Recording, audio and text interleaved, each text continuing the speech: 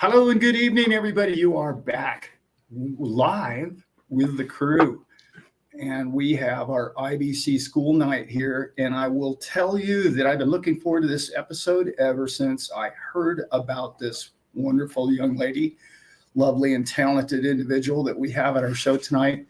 And I know many of you are excited to hear her entire story. And since Simon, you know her so much better than I do, I'm going to go ahead and let you introduce Miss Becca to us all. How are you going to let me introduce when you just I am steal the first name? Okay, fine. I'm over it. Ladies and gentlemen, so before I introduce Miss Becca, this is Miss Becca. She is an authorized IBC practitioner. She is a wife, a mother, and she is also a mentor to others within the IBC community. And Miss Becca, remind me again, how long have you been doing insurance, not IBC, but insurance thus far? I've been doing insurance a little bit more than 3 years. 3 years. Okay, perfect. Found IBC almost 4 years, almost exactly 4 years ago. And it's kind of been a part of my everyday since then. And it just doesn't get old. No, it doesn't. No, it doesn't. It definitely doesn't get old. I'm up late night reading books, lots of books, including yours, which I really want to get into here in a little bit in the show, and I know we'll definitely dive deep into that. But before I get into that, Allan, how the heck are you doing? I am lovely. I'm actually back from my little adventure. I was gone again yet this weekend. It seems like I travel on weekends a lot now. So I think that's a good thing because we're learning every time we go and we expand our horizons. We all learn together. And I get to meet more people from the crew and people to watch the show and whatnot. Perfect. But I'm really excited about tonight's show. I've been looking forward to this. And I got to speak with Miss Becca the other day for the first time. And we had a great conversation, and we're going to get into that later in the show about the books. But yeah, I'm doing great. Miss Becca, how are you doing? I'm fantastic. I just really appreciate the opportunity to jump on here and share my story and visit with you guys. It'll be a lot of fun. It's gonna be real fun. You know, family. Becca and I have had multiple conversations over the course of 2 months, 3 months now. Yeah, some back and forth community. No, way before that. May. You were there right there with Jarrett Vick, helping me along and got me and my banking system rocking and rolling. So yeah, it's really been since May. God, time flies when you were definitely having fun. Family, I'm so glad that Becca's here tonight because she is obviously a woman and has a beautiful woman's perspective with IBC that I know I can bring value to IBC, but there's just some things that men we don't get, or it's a value to us, but it's more valuable to our significant others and vice versa, right? So I'm very, very excited that Becca, you're here with us to help some people. Actually, I know they're in the chat right now that they have their wives that they're running home to them and say, "Oh, honey, there's this book and we can do this thing and if I go, you're gonna get a check, but the kids you get to pass stuff on. And there's this tax thing and oh my gosh, we have found the Holy Grail." Yeah. Stop. Yeah. Go to your room. It's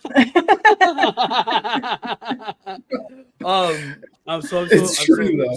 It's very true though. It's very true. My poor wife, but gosh, she's a huge supporter.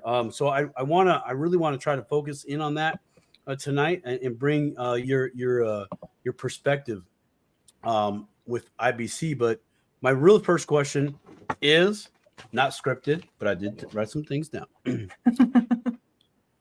Before you got into IBC, without going too deep in the personal finances, how was your financial life pre-IBC? What were you doing? What was going on? Well, I was a huge Dave Ramsey fan. I might even say disciple. I don't know that Okay. I took everything he said to heart, but I mean, I would literally binge on his podcast on road trips. So like, I mean, that's pretty serious, right? Yeah. And you might have a problem. yeah, I might have a problem. I mean, I'm giving his book out to friends. I just thought, man, this is a lot of great wisdom and information and that kind of thing. So, always been very averse to debt. Didn't want to go into debt. Didn't want to, Right. wanted to pay cash for everything. And, my husband was the same way. So, when I might be jumping ahead here, but when I did first hear about IBC, number one, the circle of friends that I was in, one of them had kind of gotten into this, hey, there's a strategy to pay off debt using life insurance. So kind of an IBC spinoff, I would say. Okay. I wasn't interested because we just had our house. That was all we had. So I didn't feel like I needed this, number one. Right. And number two, I heard it had something to do with whole life insurance. And no, that's got to be a scam. Like Dave says, that's bad. And so it is. I mean, never mind that I don't know how it works, but I know that he knows what he's talking about, right? So, right. we were completely save up and pay cash people, and I think the frustration that I felt, even maybe not knowing it, was I feel like we're doing everything that the experts say to do. But I don't really feel like we're making a whole lot of progress. It doesn't feel like we have a whole lot of forward traction. And, looking back now, I understand why. Because every time we save up and pay cash for something, well, we just go back to zero, right? And then start saving up again for the next thing and then go back to zero. And so it's hard to have any kind of real forward momentum when you're always having to start over time after time. So, it took me a while to see that. But I think that one thought right there was the thing when it kind of clicked for me. Well, maybe there is something to this. Maybe it's not a scam, even though Dave said. Yeah, I was very much into Dave Ramsey myself. Post 2008, I was really just looking for anybody out there providing just financial management structure. Okay. Yeah. Hey, here's all your bills. Great. But I feel I have done my budget, and my budget says it's this much, but yet there's no money in my bank account. What am I doing? Right. So, so I just kept struggling. I couldn't find a system. I was looking for a system, and I'd listen to Dave Ramsey's baby steps. It's like perfect. Beginner's package, right? Do these, right? And so I resonated with the envelope system very, very much. There was a whole bunch of other stuff that was way above my head, and I'm like, nope, too fancy, don't care. Just stick to the envelopes, and that's kind of where I was. But he was, he was talked about. He was still very much is talked about. And I definitely give him credit for doing that, because it got all of us to take a first hard look in that mirror that some of us really needed to do, to go, okay, this guy's talking some truth here, right? This is right. Yeah, it's working. Whether you want to hear it or not. Whether you want to hear it or not, it's working. Okay, cool. Yeah. I will try the thing that's working.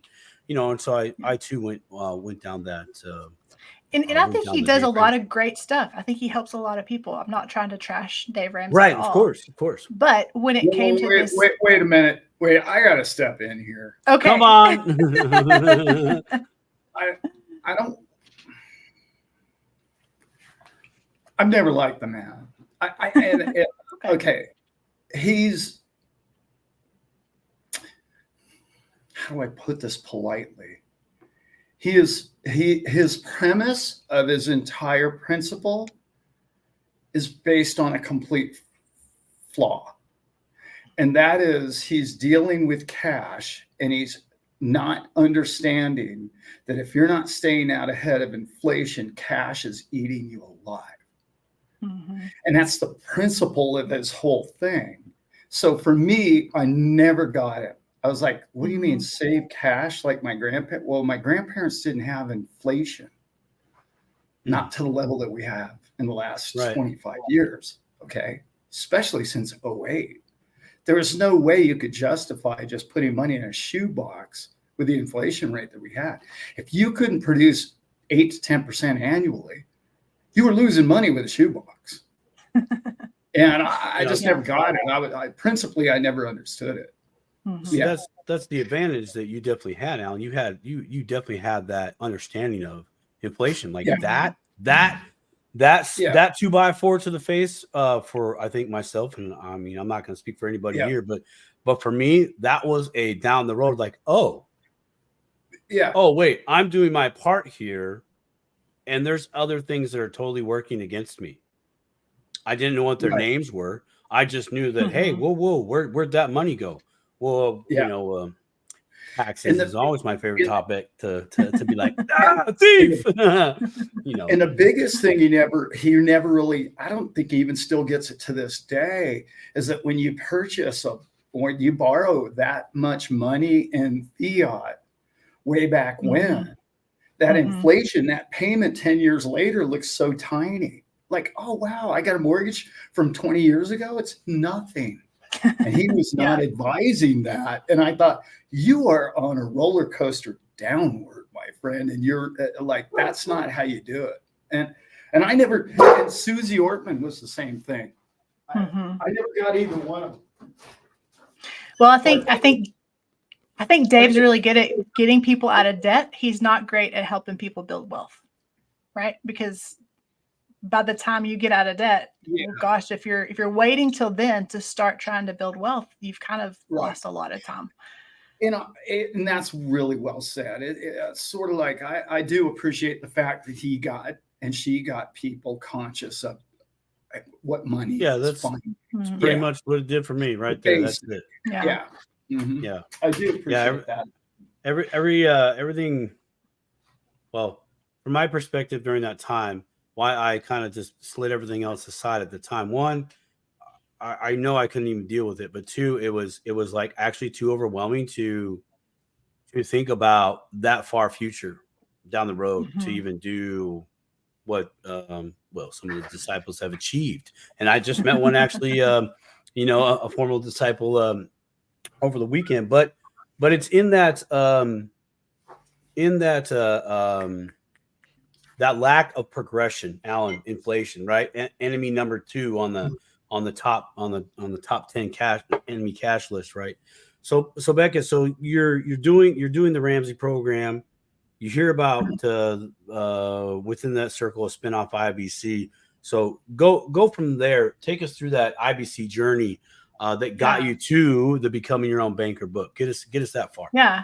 Well, so I kept kind of hearing about this, right? And she was kind of making the rounds and practicing her presentation, and that's all good. And we had a mutual friend that said, "Hey, Becca, I know you kind of know about finances. Will you just come with me and just see? We've invited her to our house. She's going to come give this presentation. Would you just come with me and see what you think?"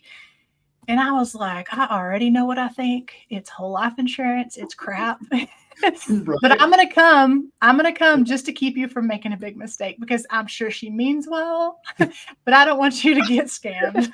Right. So I'm totally going. I'll bring the Rice Krispie treats when you cry in the parking lot. And so I go, and I'm just, walking in like this with my arms crossed. And I feel like I'm wasting my time, but I know these people, they're friends of mine. I'm I wish you well. This isn't for me. And as I sat through that presentation over the next 45 minutes, hour, whatever, she said some things that actually kind of made me curious, because I just found myself saying, well, I didn't know that life insurance worked like that. Oh, I didn't know that you could do that with life. Oh, I didn't know that, that compounding wasn't ever interrupted if we did something like that. So it just, I walked away still not interested, still thinking this is a bad idea. But, I'm going to look into some of this stuff because I want to know if that was true. Right. And so I start, like us all, start researching on the internet, and you find all sorts of stuff. I mean, just from all different angles and sorting through what's right, what's wrong, what even makes sense at all. But eventually found my way to the Nelson Nash Institute. And okay, so this is where it started. Maybe I should look into this. So I guess probably the first book I read was Becoming Your Own Banker. I just thought I'm really just to prove myself right. Okay, that this was a bad idea. And as fate would have it, that was in 2020. Around that time, our whole family got COVID, and we were very fortunate that we weren't very sick. We just couldn't go anywhere, right? We were just stuck at home. So I had lots of time on my hands. And so I just kind of dived into this, and I read Becoming Your Own Banker. I read Building Your Warehouse of Wealth. I read How Privatized Banking Really Works. And by the time I'd gotten through those three, I'm starting to think, okay, I could be wrong. It could be that what I thought I knew was not accurate. So. Right. The problem is not what we know; it's what we think we know. What we think we know. That just ain't so. Right. I know. God bless you. And it was just this kind of gradual awakening, I think, for me to say, oh yeah, well that makes sense. That's why that's like that. Oh, well, maybe there is something to this. To really come in full circle within about 6 months, we're starting our own policy, and I'm like, oh my gosh, I've got to get my license. I need to teach people about this. Just 180 degrees. Very relatable. 180 degrees. So now, when people are skeptical, that doesn't bother me at all, because I'm like, I could not have been more closed-minded. Right. But if you'll take the time, and most people won't, honestly, but if you take the time to read the things I read and watch the things I watched, I think you would come to the same conclusion. But it is such a paradigm shift that if you're just a casual observer, it's probably not going to happen. You'll probably just blow it off, just like I did, and nothing will change. But that's kind of the evolution for me of going from a complete skeptic to, there's something here. Something here. Yeah. I'm struggling to see the bad. Where's this bad that my buddy Dave talked about? Where's the bad? Show me. Right. I'm looking for the bad. Where's the bad thing? Where's that scam part? Dang. Oh yeah. I guess I'll punch my own holes in it. So as you're going down your journey here, and you got your policy. Okay, so you got your first policy, right? Okay. What did you see pre-policy that really was just made all the dominoes just fall, saying no, we're doing this? What did you see that this could provide to you from a woman's perspective? From a woman's perspective, okay. Yeah, from a woman's perspective, what were the things like? Check mark. Yep, all in. Let's go. No questions asked. We're out of here. I've always tried to be really responsible, right? And let's think about the future, and let's make sure. I've read this anyway. I guess it's true that one of a woman's top needs is security, right? We want to make sure that we're okay. We want to make sure that we're okay in the future, that kind of thing. And so I've always been a pretty good saver. Okay. But I felt like we weren't really maybe doing the things that we could now, because I was fearful of not having enough in the future. Right. So when I heard, oh, look, you could use this money now for needs, opportunities, whatever you want, and it's not going to affect the future growth of that. It's still going to be there. Like, you have your whole life to pay it back, and there's no detriment to the growth. Yeah. Mm-hmm. I was like, what? It's going to just keep growing whether I use it or not. Like, this is incredible. And to be real honest, I still didn't 100% know what I was doing when we signed that policy.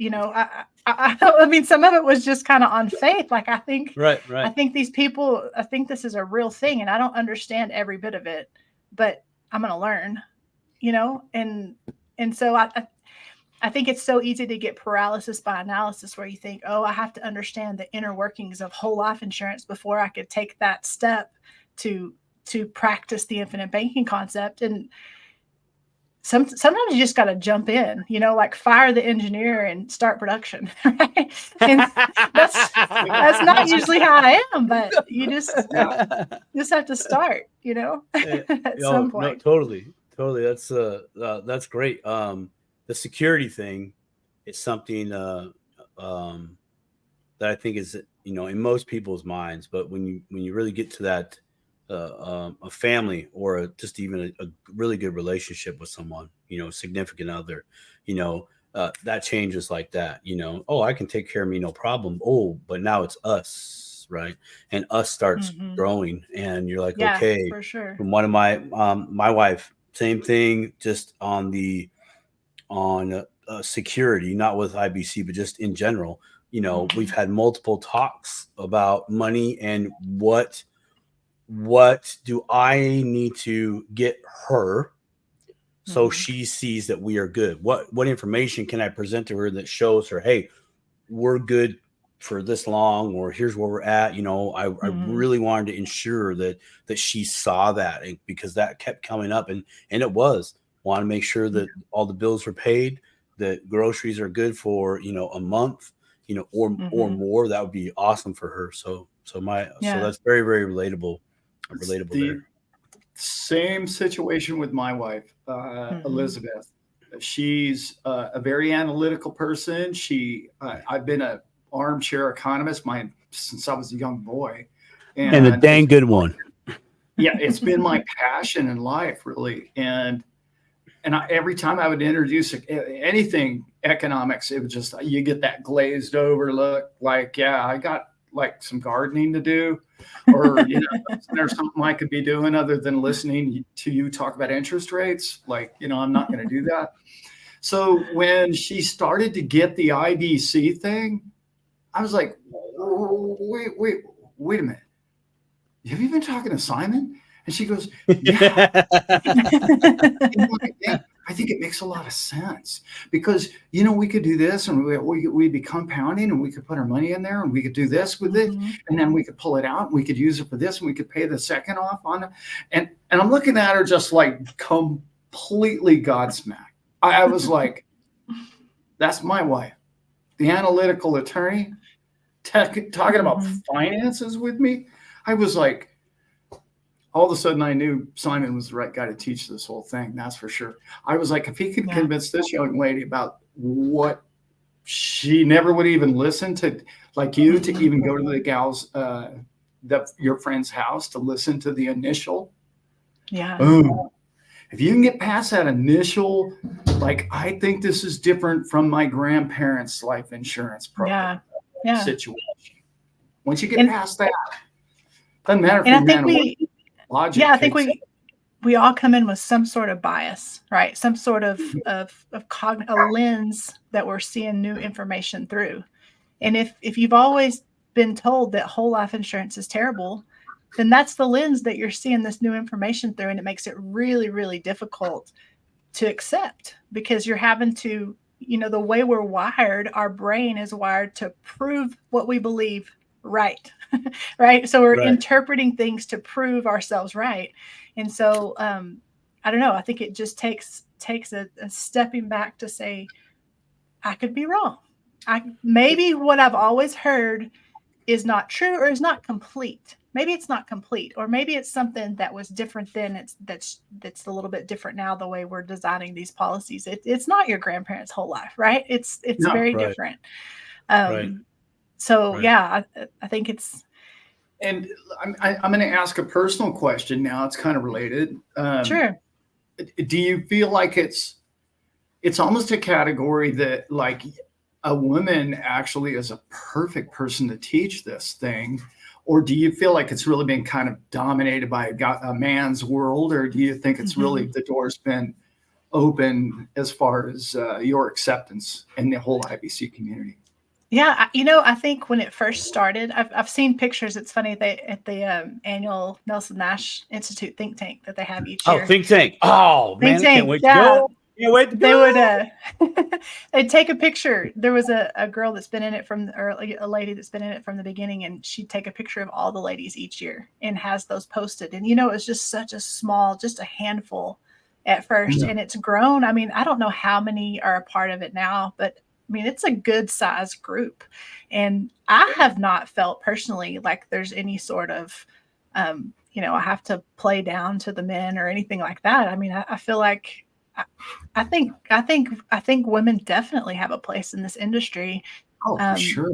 Yeah. And it has historically certainly been kind of a man's world, but Yeah. I don't, that doesn't deter me one bit. No. It's good though.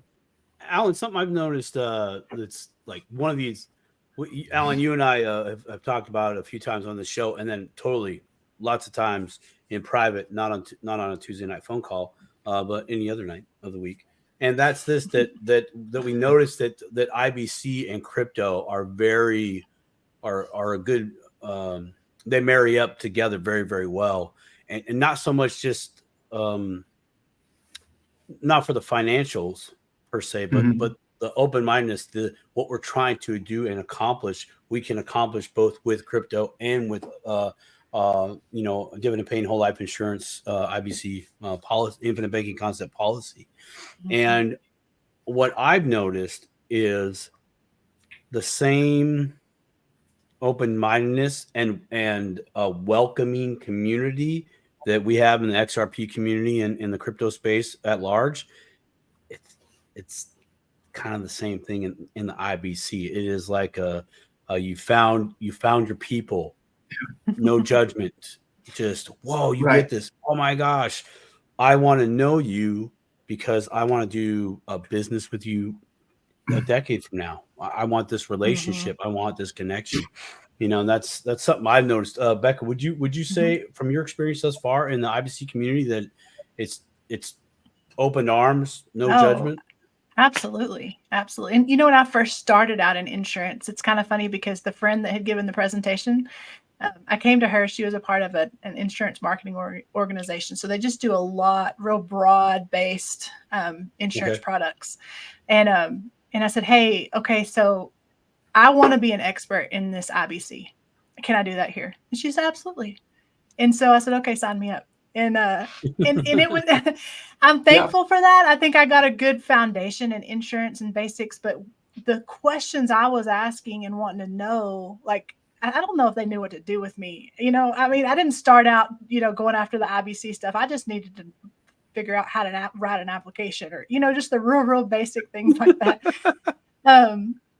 But I did eventually get involved with the Nelson Nash Institute. And my very first think tank that I attended was actually just 2 years ago. And a guy named Bruce Wayner is my mentor. And he just encouraged me to go. And I wasn't making any money and I was brand new and I have kids and it's a big trip and all those kinds of things. And he just said, you know what, there's never going to be a good time to go, but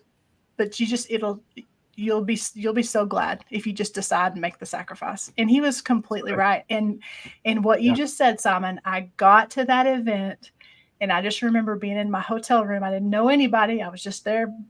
Actually went with one friend from here, but he was a male, so we're not sharing a room, right? And I just remember being in my hotel room thinking, I have found my people. Like this is where I need to be. I mean, just so positive and abundance minded and just optimistic and all these things. It was just such a life-giving environment. And I was like, well, this is for me. Thank you, Lord, because I've found where I'm supposed to be.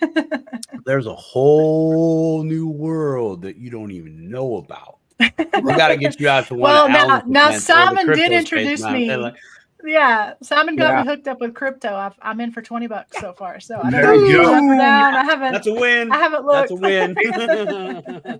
Hey, the one of the words that comes to mind that you didn't use yet, but I know you use it all the time, is it empowering. It empowers people, the knowledge of these tools. Yeah. And I really, it's kind of been the theme of the show so far. I really think the word insurance is a detriment to IBC. Oh, I agree. It's really about the contract. Yeah. And that's what I really understand about trusts and IBC. It's the contract you're after. How how wide are the parameters so I can play within that? I got this right, and I'm able to do all of this. Let me exploit all it offers me. And that's what I love about it. Yeah. Absolutely. Calling it insurance. Just well, and you know what? Even in Nelson's book, he's like, this is not about life insurance. If we could do this with some other, I mean, you can do this with it. You could do it with a HELOC. You could do it with a credit card if you wanted to. He's just saying this is the most efficient way to take control of this banking function. And I'm going to be honest, it took me a long time to know what that meant. I hear these people saying that this banking function, what the heck is that? And I finally heard it explained in a way that resonated with me. And this guy said, so basically, this is Nate Scott. I think he's gone to do other things now, but he said Nate. He did the 4 pillars, right? Allan, you remember that? Yeah. He's just got some incredible content. But he said banks do 3 things. They facilitate transactions. They give you a place to store money, and they provide financing. Okay, that's what banks do. Yeah. Now, this first thing, the facilitating transactions, they do that really well, and that brings convenience to my life. I'm really happy that I can swap my debit card at the grocery store, right? And that just happens. It's magic. I walk out with my groceries. So I want to let them keep doing what they do well. But those other 2 things, the storage of money and the financing, that's where they make their money. That whole transaction deal is a loss leader. I was talking to a friend of mine who used to work at a bank. He said, oh yeah, we lose money on checking accounts, but it's so that you'll store your money here so that you'll come to us when you need financing, because that's the money maker, right? So the banking function is just saying, if I could control those 2 things for myself, if I could store my money in a different place, and if I could finance the things that I need from my own system, that changes everything. That's what it means to take control of the banking function. It's not saying you're never going to use a debit card or write a check again. It's not that. It's just changing those 2 things. Let's move our money from one financial institution, a traditional bank, to another financial institution, an insurance company. And then when we need money, we're not going to go get a loan. We're going to take a loan from the insurance company instead of the bank. I mean, that's it. Isn't it interesting that we all come to things in different ways? I don't know about you, Simon, but that was the first thing I understood about it, was the banking concept of it. Like, that was the last thing. I was like, oh, I'm going to use that like a bank. That was the first thing. I heard I could do that. I was like, oh, I'm doing that. Yeah, the borrowing. The borrowing. Right. The it grows and borrows were the 2 things that I was like, okay. Yeah. And I mean, I don't need permission. That came like later, but shortly thereafter, I was like, oh, I'm so using this for crypto. Great. We all knew so great. Yeah. Try going to the bank and getting a loan to buy crypto, right? I don't think that's going to go right. No, it's not. Well, and that's true. Now you bring up Becca, you bring up a very big point. Huge. Yeah. It's getting a little. When I say it's getting a little better today, I mean that it's a little better than it was like 4 years ago, 8 years ago,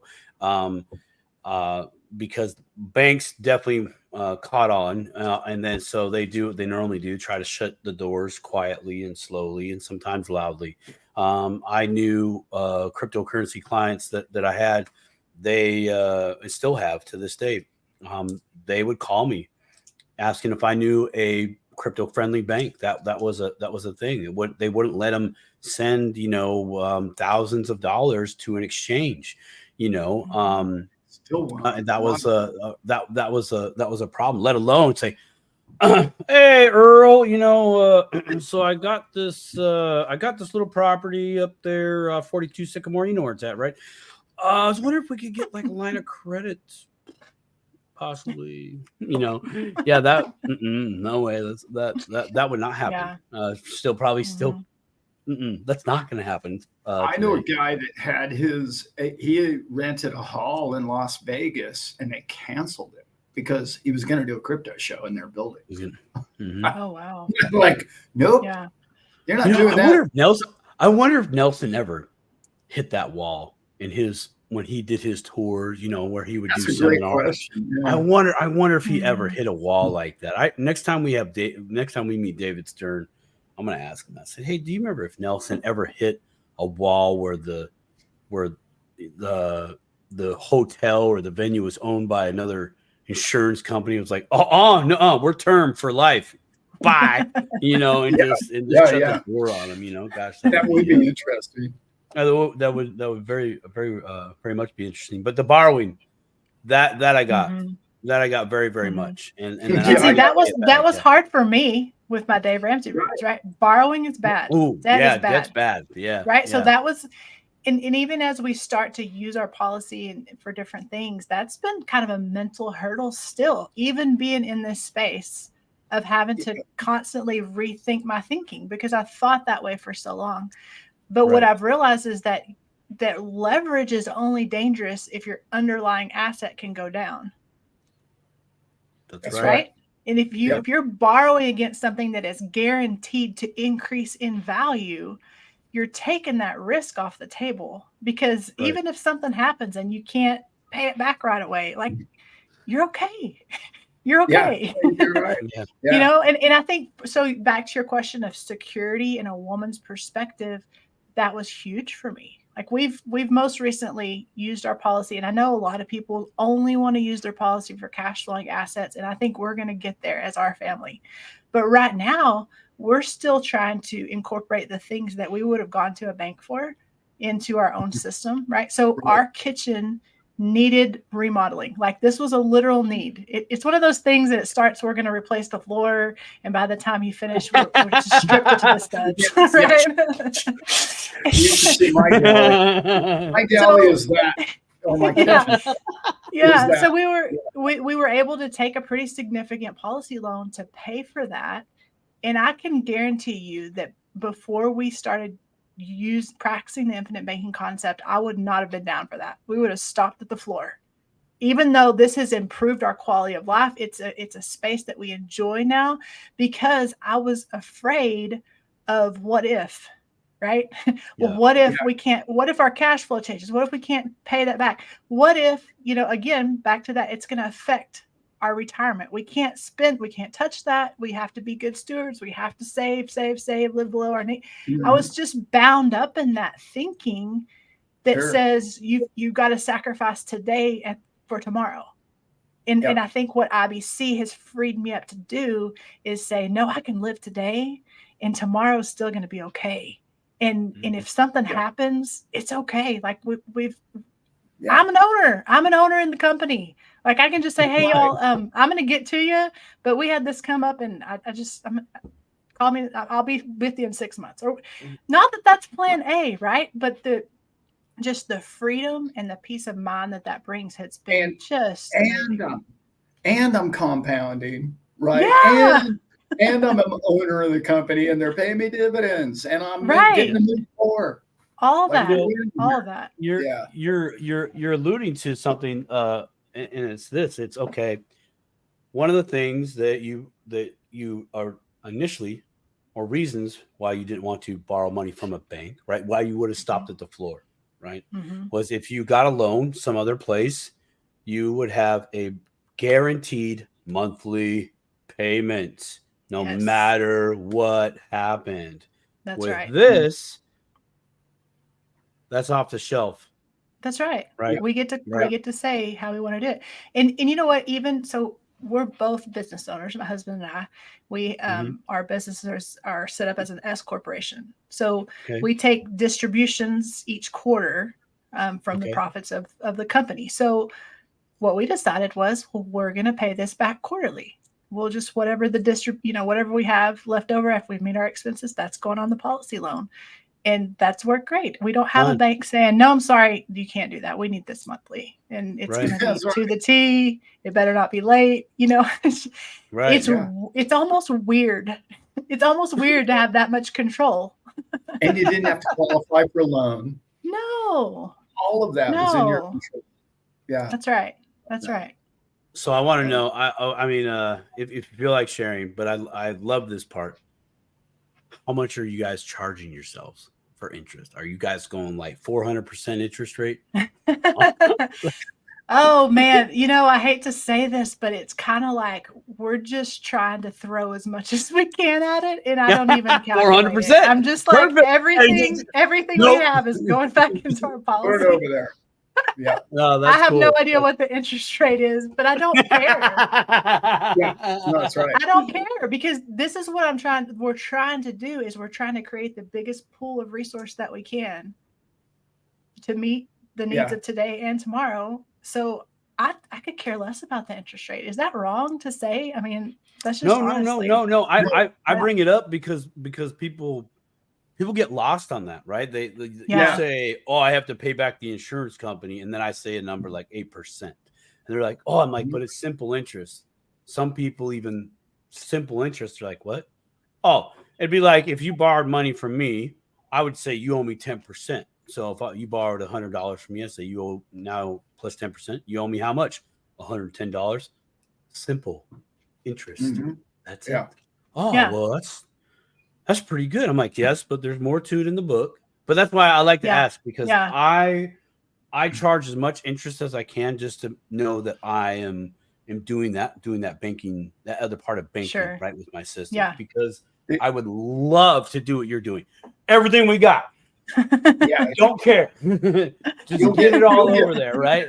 Right. I'm seeing how the mechanics work. So when I think that's important. I think that's important because the numbers do have to make sense. This is not a blind faith kind of a thing. But I love it. Throw the kitchen but sink, the grass, throw it all in there.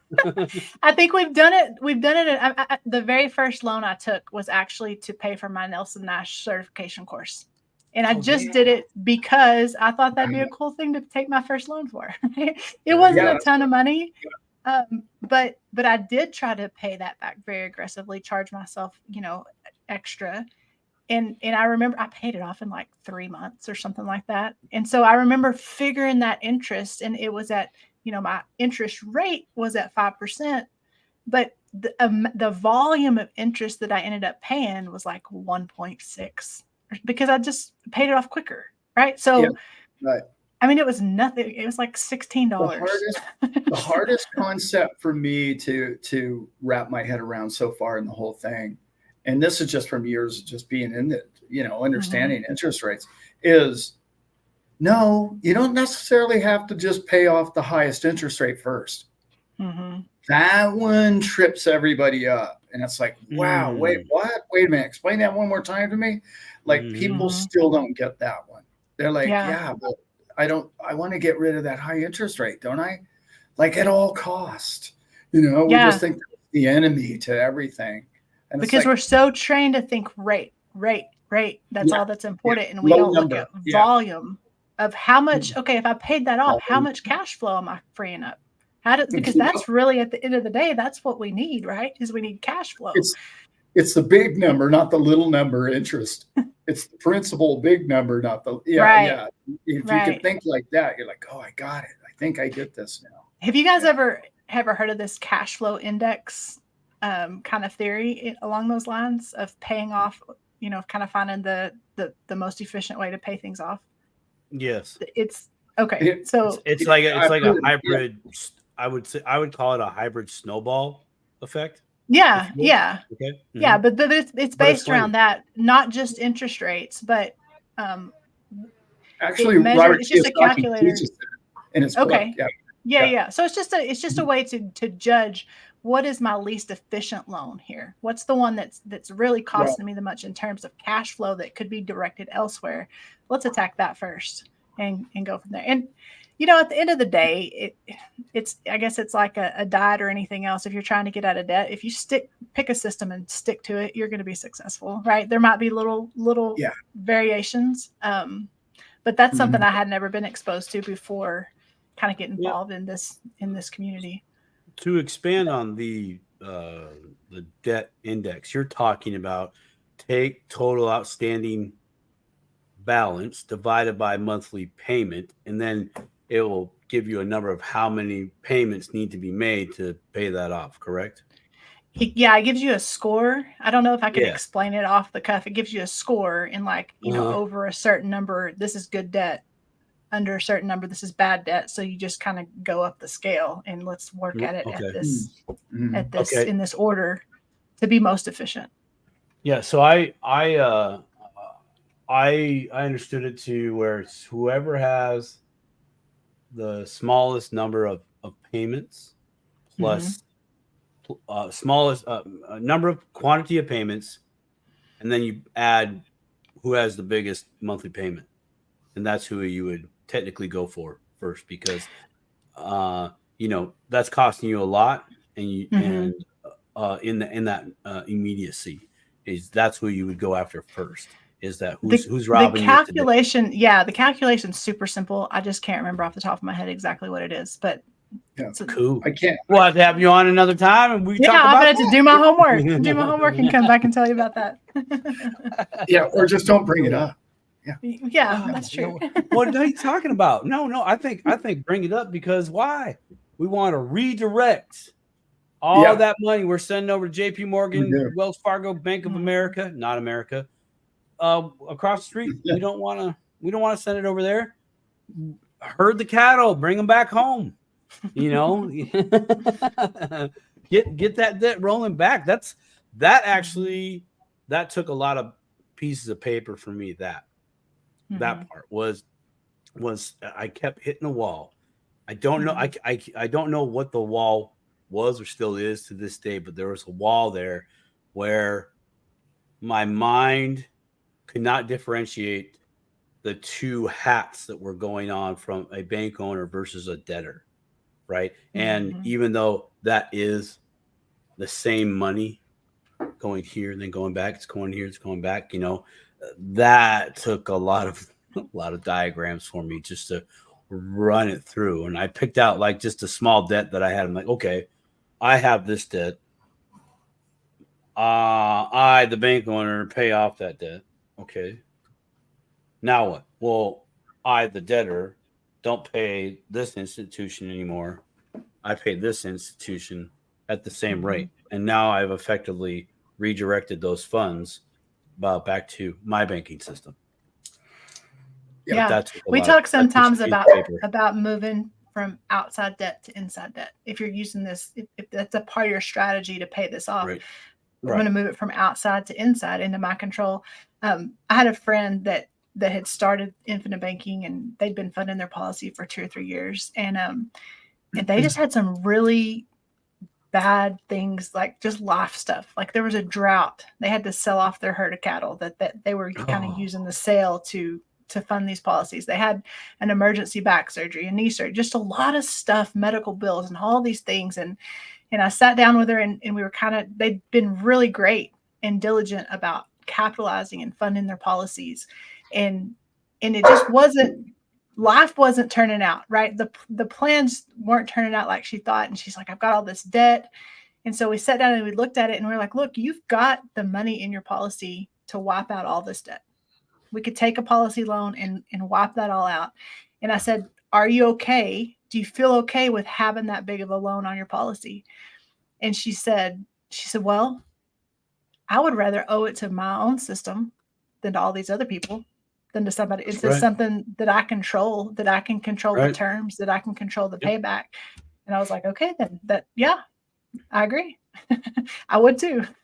And so, just back to that peace of mind, and life's not going to go perfectly. We don't know what's around the corner. We hope for the best, but it's going to throw some curves at us. And just to have a little flexibility, the ability to pivot and do something different and still be in control, and not having people call, hey, what about this, that, the other? Stick and move. Yeah. So if you can control your own debt.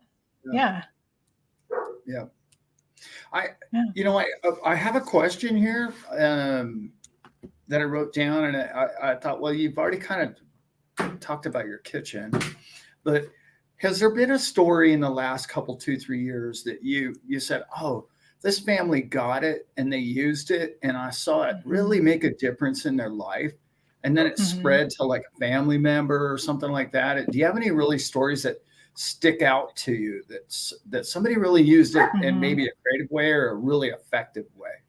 Yeah. Well, I think that story that I just told is one of my favorites because her whole demeanor from the time we walked in, she walked in and sat down. We met in a coffee shop, sat down and said, I'm so frustrated. She was just so stressed and kind of hopeless, really. And by the time we left, she was like, I feel so much better. This is doable. This is doable. And now her kids are, going to college and that, and they're talking to them about, hey, let's start something. Let's start this with you. Let's get this going. I have another friend who has used his policies he used it to start a business, and bought, it's like a party, like he rents out party supplies, like heaters and chairs and tables and bounce houses and things like that. Party rental, and I can't remember the exact details, but there was some insurance stuff that when he was trying to go through the bank, you have to have this insurance and this and this. It was just kind of insurmountable. I mean, to start something up when you have all these upfront expenses. But if he went through his policy and he was the one financing, he didn't have those same requirements. It really freed him up to get going. And now this thing's booming and going, and he's bought another one and expanded. And he's like, hey, I just talked to him today on the phone. He's like, what's the next thing? I'm looking for the next thing. What's the next business I'm going to buy? Because I just have all this. I'm continuing to just fund these policies and using the profits from the business to pay back loans and recycle that money and use it again. And it's just this ever expanding kind of empire that he's building in, one game truck at a time or whatever it is. You just nailed. Okay, Atlantic Living had this question, and you just nailed it. Your story that you just told is why you don't do what he's asking here. Well, can I jump in on that? Yeah. Perfect. Let's talk about that. Absolutely. Atlantic, I love it. Let's get the precious metals. Let's renovate an existing rental property. Let's buy land, buy businesses. But let's run all that money through the policy first. Why would I say that? Why would I say run it through the policy first? Because over here, your profits is just profits. And I'm not belittling the profit. The profit is profit. It's good profit. But I am in the mindset, and if Atlantic Living, I know you're into crypto, and I know you play around with some DeFi. I know you do. We want our money making money. So why not throw it over into a system of policies? Oh, you are the best angel ever. I'm going to talk to God tomorrow. I think you showed up. Run through the policy first. Get your money compounding. So 5, 10, 15 years from now and more, that money that you put in there grows. But now you have access to a good portion of that money if done properly. Okay. There is some thinking involved, good conversations, learning. But then you can go get your precious metals. You can go get your renovation done. You can buy land. You can buy a business. You could buy a trust and put all that inside. Just saying. You could go out and wait to buy the dip later. This is like a beautiful, this is the most beautiful thing where we can take our profits, take our money, period, profits, savings, whatever, throw it over here, park it, because it was going to be parked anyways. It grows over here. No questions asked when I need my money. I actually go to a portal. 3 days later, it's in the bank, and I'm doing business. That's why I would say, why you should do IBC incumbent with everything that you would like to do on your list there. Anybody? Could I change one thing you said, Simon? Switch it up. Come on. Yeah. Switch it up. I got two things in there, but yeah. I don't think you're even parking it. I think you're capturing it. Right? Because when you park it in a savings account or whatever bank account and take it back out, you're just sending it away again. Right. But when you have it, once it's inside your policy, it's never leaving, because you're not lock it in. This is one thing that I think is misunderstood a lot. You're never taking that money out of your policy. Now you can if you want, but the infinite banking concept, what we teach is just loan against it. Use it as collateral. Use the insurance company's money, because you are an owner in that company, meaning you're first in line when they're if you need money. So use their money. Let your money that's why the compounding is never interrupted, because it continues to grow. You're not taking it out. You're using that as collateral. Yeah, tax free. You're writing yourself a loan. Yeah, you're writing yourself a loan Yeah. from a company that you're a part owner in, right? And you're going to benefit from that whole transaction, because every time money moves, somebody makes money. We're just not used to that being us, right? Yeah, And so, the thing is, Allan, you had two? I did. Well, two things in here. Okay. Number one, the story she was telling is she got into a guy that had an incredible, I know what those rental companies bring in, and it's cash flow is what he did. I know precious metals, everybody thinks they're going to go through the moon. I know, I get that, but I've been hearing that for 40 years. My point is that guy is making cash bank. That's why he opened up the second place. He's using money to make money at a higher rate. And if you're not keeping up ahead of inflation, like I always talk about, you're losing money, right? Yep. So what you really want to be looking for, and I know Atlantic Living's a very young man, you're looking for those cash flow opportunities in business. That's what you should be looking for. Precious metals is a very conservative. I know it's probably going to do really well in the next few years. I get that. I do. I understand that. And the rental property, okay, there's some places in the world, the U.S. in particular, I believe you're in Canada, that you could do well with some renovation and whatnot and buy some land. Land isn't going to make any money. I mean, unless you're going to develop it. I mean, it just really isn't. You're going to have to sit on it. It's not that cash flow that we're talking about, because the reason, here's point number two. The way you want the cash flow is because you want to pay your loan back that you got to write for yourself. You need that cash flow to pay it back, and then you can pay your base, and you get a bigger loan you get more chairs, and you end up buying more chairs and a bigger business. The next thing you know, you finance the whole thing for yourself, and you've snowballed it. Yeah. Yep. So that story is so relevant to this question. Yeah. And I think the other thing that's kind of different that really does make a difference when you're thinking about IBC is we're used to traditional bank loans where you have a set monthly payment until that's paid off, right? And then you're free and clear. Whereas with a policy loan, as soon as you pay part of that back, it's available again. So if I take a loan for $5,000 and I've paid back $2,000, that cash flow is not tied up until I've cleared the whole loan. I could take that $2,000 and go use it again. So it almost it makes your dollars almost spend more efficiently than exactly. It gives them more than one job. Okay. I'm glad you brought that up, Becca. Thank you for doing that, because last week we talked about the $100 bill that went around town. Yes, it was heard that. $100. It was $100, but it did $600 worth of volume, products, services, etc. That's what Becca's talking about right now. Have a loan for $5,000. We send $2,000 back. Guess what? Goes right back out and does another $2,000 job. Yeah. You know, whatever that may be. Allan, it's not awesome. Stuck. Yeah, it's not stuck. It's okay. You're right. Not parked. Growing. Parked, not happening.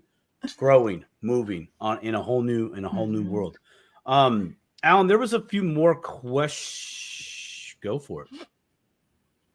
What life insurance companies should we be considering when purchasing whole life, dividend paying life insurance? Go ahead, Becca. Okay. First of all, we want to. You should call JB. Yeah, we should call JB real quick. I'll have him on speed dial. Yeah. We want something that's mutually owned. So most life insurance companies are stock companies, meaning that they have stockholders, which that's fine. Those are good companies. But we feel like for this concept, if a stock company's goal is to please the stockholders, right? Whereas a mutual company that's mutually owned by the policyholders, their goal is to please the policyholders because that's their owners, right? So we want it to be mutually owned. The companies we look at, we want them to have been in business for at least 100 years. We want to see that they've paid dividends every year, through world wars, through Great Depressions, through pandemics, all of that. So mutually owned, dividends for 100 years. And then we look, a lot of times we'll look at, there's a score called a Comdex score that kind of takes 4 or 5 different insurance ratings and rates the company's financial strength. So we want somebody with a really good Comdex score.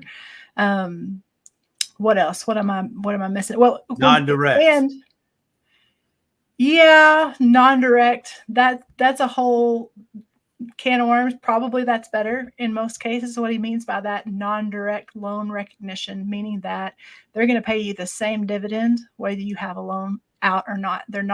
They don't acknowledge that loan in their calculations of a dividend. We also like companies that are friendly to IBC, to the idea, that are friendly to the Nelson Nash Institute, that support that. And a lot of them can't, for legal reasons or their lawyers or whatever, they can't like publish on their website, hey, we support IBC, because that makes them nervous because we talk about a bank and we don't want to confuse people. And this isn't a bank, it's a life insurance policy and all these things.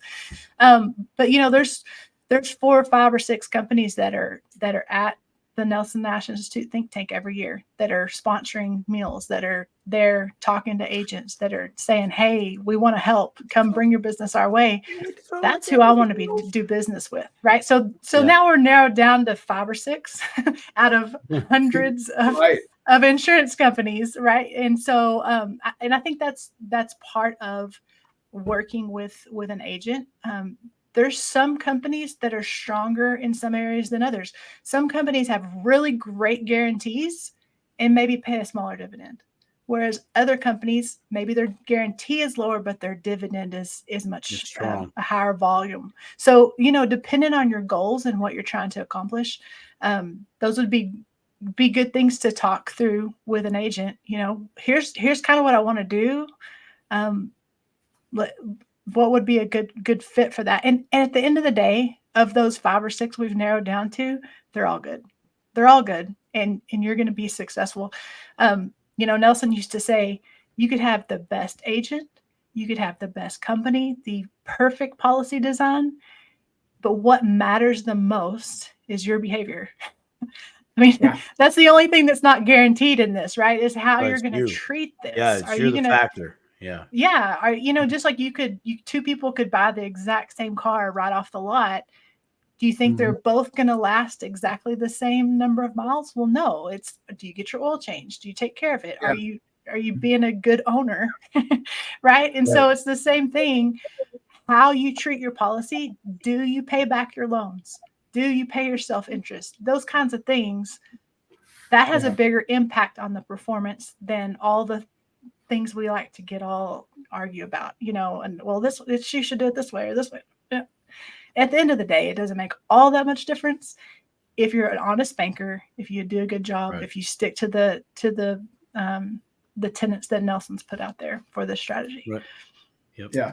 And one of those, when you say agent, you mean authorized IBC practitioner. Correct? I would suggest that. Absolutely. Yeah. There's a lot of people out there that say, oh yeah, I can absolutely do this. And you wouldn't believe how many horror stories I've heard of people saying, oh, well, I got this policy and this guy said he knew how to do this, but now I'm kind of in a mess. Can you fix it?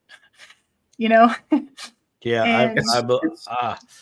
It's sort of like people that tell me, oh yeah, I got a trust. And I go, okay, great. What'd you get? And then you get digging a little deeper and it's like, oh yeah, I paid $2,500 for it. I said, well, good luck with that in court. That's probably not going to go well for you. Man, I'm into crypto. I'm into crypto. Yeah. I bought Pepe. Yeah, right. You have to do your homework and you have to understand what you're getting into. But the easy answer is what Simon just said. If they're an IBC person, a true IBC practitioner, every concept that we talk about every Tuesday night on this show, they're going to understand all of it. Absolutely.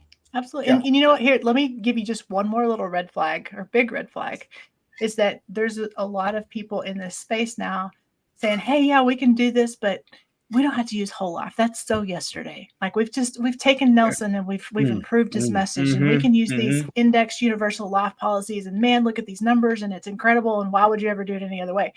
Well, there's a lot of good reasons. If somebody tells you that, you need to run and find someone else. And I'm not, those have their place, but it is not for banking. It's not for banking because we need the guarantees. That's right. We need the guarantees of whole life. We need the stability. We need it's going up no matter what. So buyer beware there. Appreciate. I'm so glad you. I'm so glad you brought that up, because I've been really trying to find out why it doesn't work, and I found a few reasons, but I want to know all the mechanics of here's what happens, then this happens, then this happens, and you're stuck. You're definitely stuck with that if you're trying to use it for this. But I'm not going to go down that rabbit hole. I just know it doesn't. That could be a whole nother show. Yeah. I don't want to go there. There's actually quite a few questions here. Do you mind if I just read some off really quick? Sure. Okay. But I want to say something related to that real quick. Okay, because I went through the experience with two separate companies, and essentially the policies are pretty much the same thing. But the experience was night and day because of the individual I used. And that's what this channel is all about. Like we vetted the people that, oh, well, if this guy gives you a hard time, like I got him on my speed dial. like, wait a minute, you didn't take care of Mr. Jones here. He's in our chat group and he's with us. And it's like, when you call these companies and you just try and get a policy, you're just a number. Like, well, they won't even let you do that. They're going to make you go through an agent, Right. And that's right. It definitely needs to be someone that you feel comfortable with, and that, that you guys click, because this is a lifelong relationship. This isn't something I'm going to put this in force and then never see you again. No, we're going to talk. You're right. I'm going to take care of your kids, hopefully, or, you're like, coming over for Christmas. The two most important things are pretty much the agent you get and your ability, your diligence in the use of being responsible for what you're doing. Those are the two biggest factors. I agree. Yeah. In my experience of my two different policies that I did. That's valid. I've run into that. I've taken calls and emails from people that, it really just boils down to the relationship, and having that relationship is actually such a key component to that, to where I mean, of course, Allan and I are from the crypto space, so we know crypto. We know those other variables that those individuals may experience, may not experience. The way of thinking. Do I know real estate do I know the real estate game? No, I don't. I have no personal experience to it. So for me talking to them specifically to real estate, no. From investment, I'm in a very risky asset that most governments or banks really want to put the hammer down on it, or they've attempted to, and we're still here. So I think that's great. Great advice, Allan, is the connection, and the experience. So big. Everything in business. A lifelong business. I mean, this is for life. Yeah. I got a contract till I graduate, and I don't know when I'm graduating, but I got money. I got $20 on 80, by the way. I do. Anything else to add on that? No. I think y'all covered it. It's good. Okay, I'm going to get to a few questions here. I'm just going to read them off the top. Let's see where. I'm sorry. Let's go back to Atlantic Living. Atlantic Living again. I have whole life policies for myself and 3 teenagers. Can I simply leave this company and transfer these policies to the Nelson Nash program?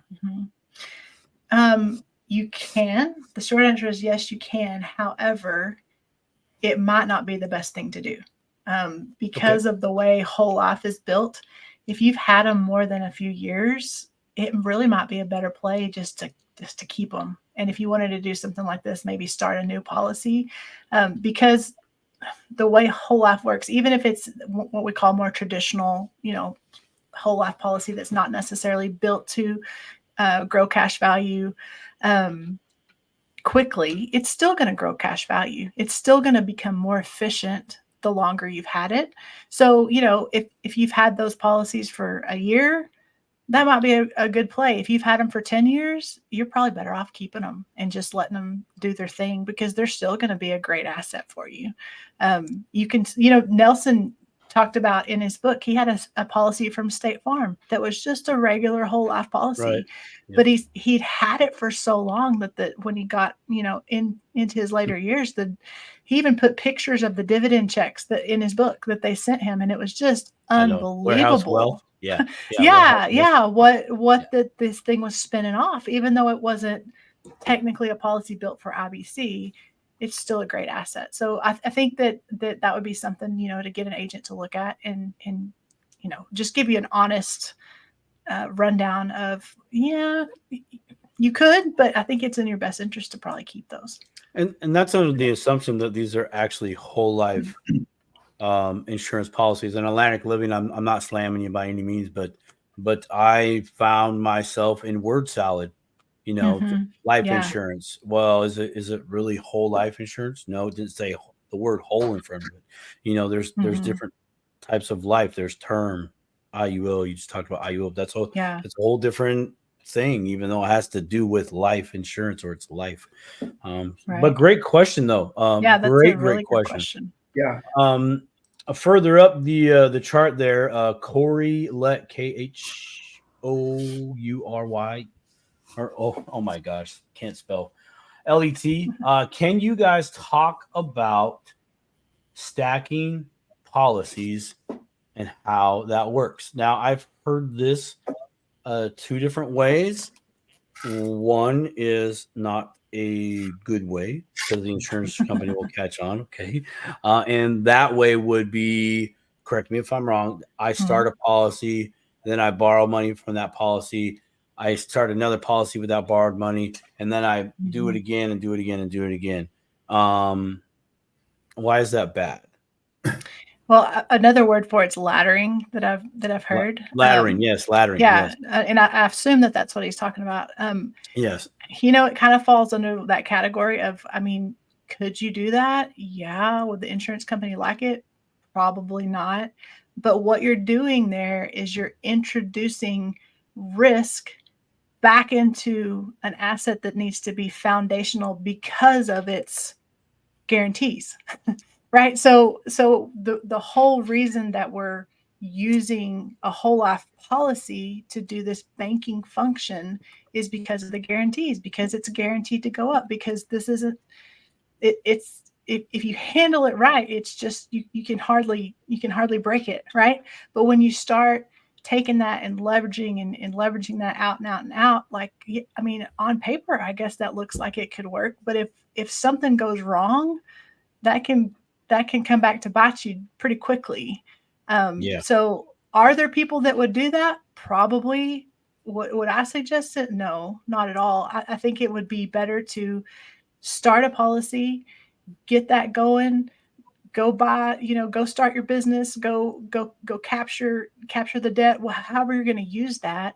And just organically, as that grows, as your cash flows increase, then let's talk about starting another policy. And yes, let's build a system of policies, but that stand on their own, not that are dependent, on some kind of rickety structure.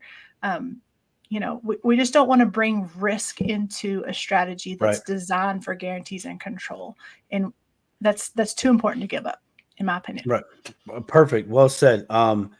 That would be the good way, by the way, that you mentioned just a little bit ago, where it's done organically, where okay, guys, this is kind of some mid-level IBC talk here. So if you're brand new, just try to listen really hard. Okay. So what she's talking about there is, let's say I had a policy and I did it for 4 years thus far. And the reason why I'm saying 4 years is, hey, that was the last year that I was able to do that PUA that we talked about, paid up additions, right? And then my opportunity for that policy drops off, meaning the opportunity for me to contribute to PUA, that's said and done. Okay, but I still have my base that I still have to meet that obligation year over year until I graduate or until whoever the policy is on until they graduate. But that money that I was spending for that first 4 years into PUA, I can now take that money because it's free again, right? It doesn't have any purpose, no place to go right now. I would then definitely be starting another policy with those funds and maybe others that I've built with other streams. And I start building my pond like the beavers, which we're going to get to here in just a second, right?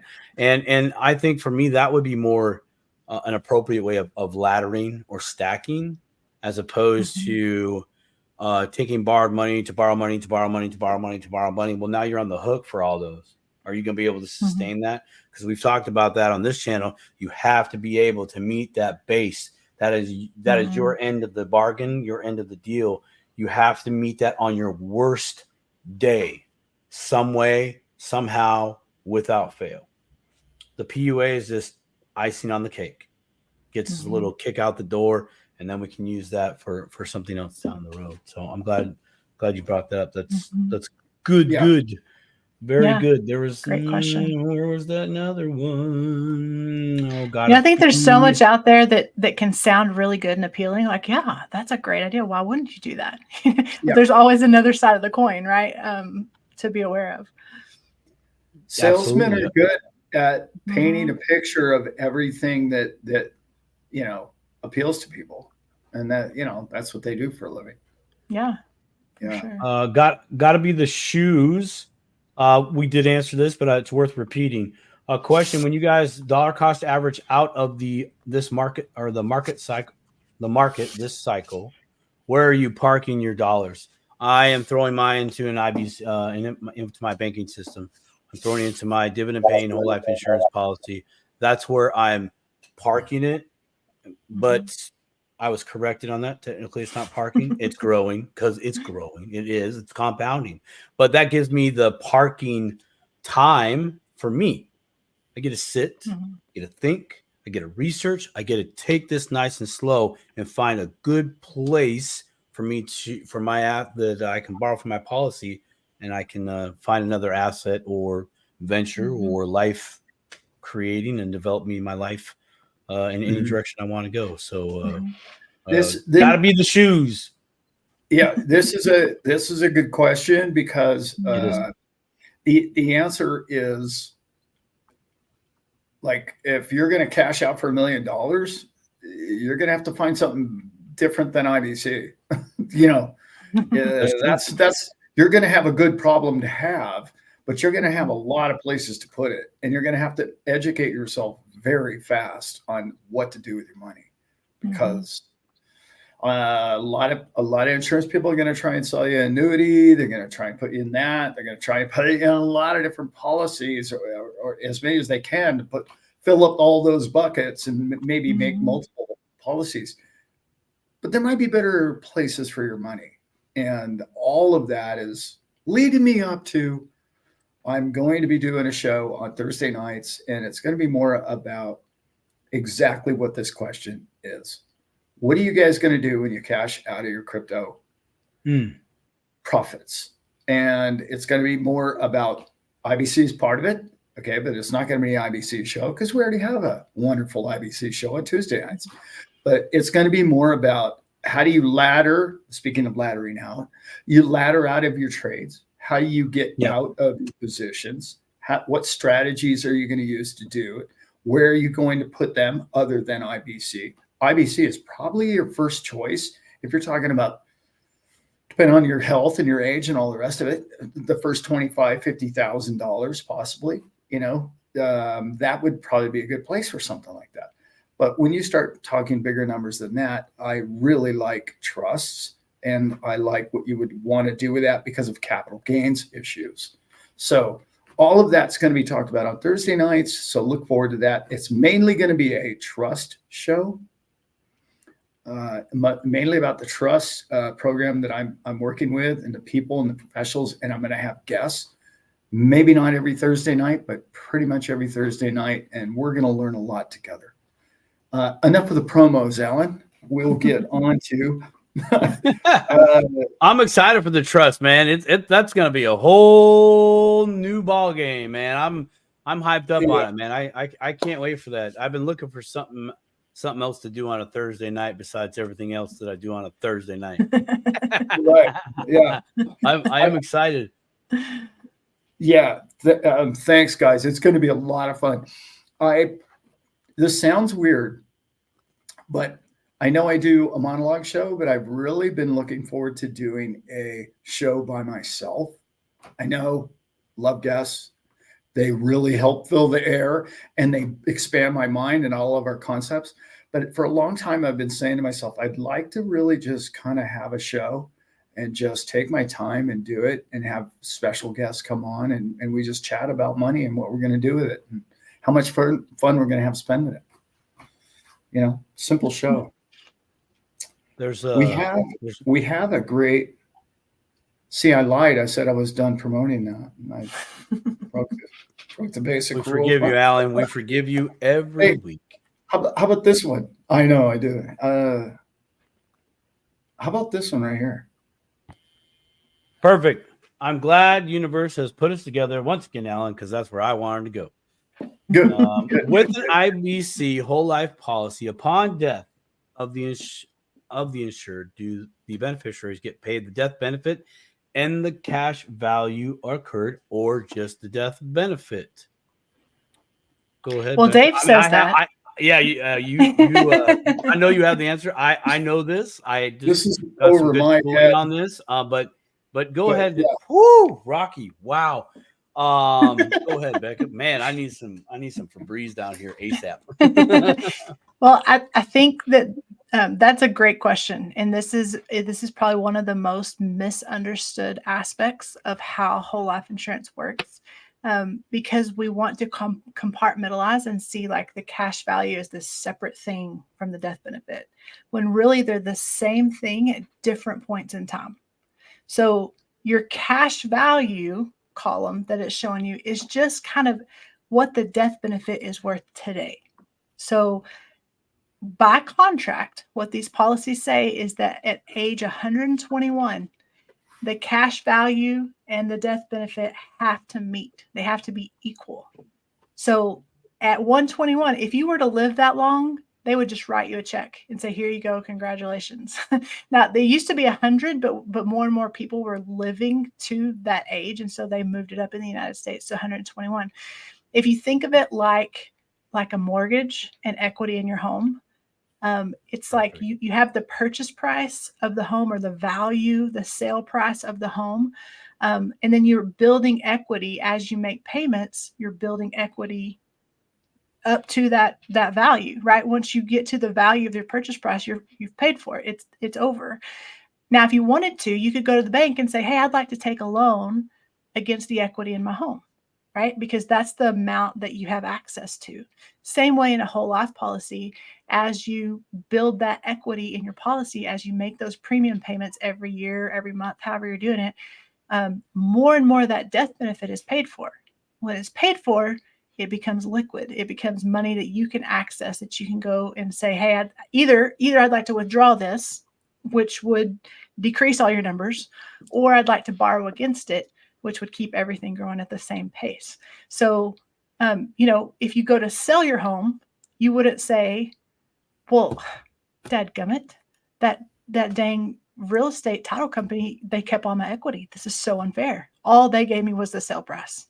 I've been paying on this for all these years, and all I got was the sale price. Well, of course that's ridiculous, but that's how some people want to frame up life insurance.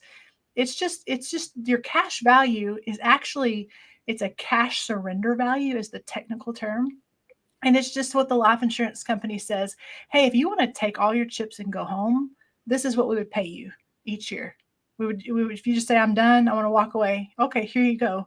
But it's a factor of the death benefit. You want to add to that, Simon? Yeah. Yeah. I Okay. do. Yeah, I do. No, I don't believe it. No, I know. First time caller, long time listener. Yeah. So the cash value, like my cash surrender value, also known as cash value, if you look at an illustration, right now mine's like $2,000 because I've done PUA. Okay, so that means the real actual cash value is worth of the policy is worth $2,000. If I die tomorrow, my wife's going to get a big old fat check, a lot more than $2,000.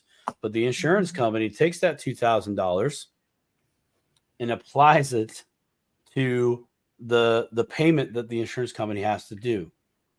An example would be if I die today, a $250,000 check goes to my wife, but the insurance company only had to actually use $248,000 of the money, right, and send it to my wife, plus that $2,000 and went over there. That cash value is the real-time actual value of the policy.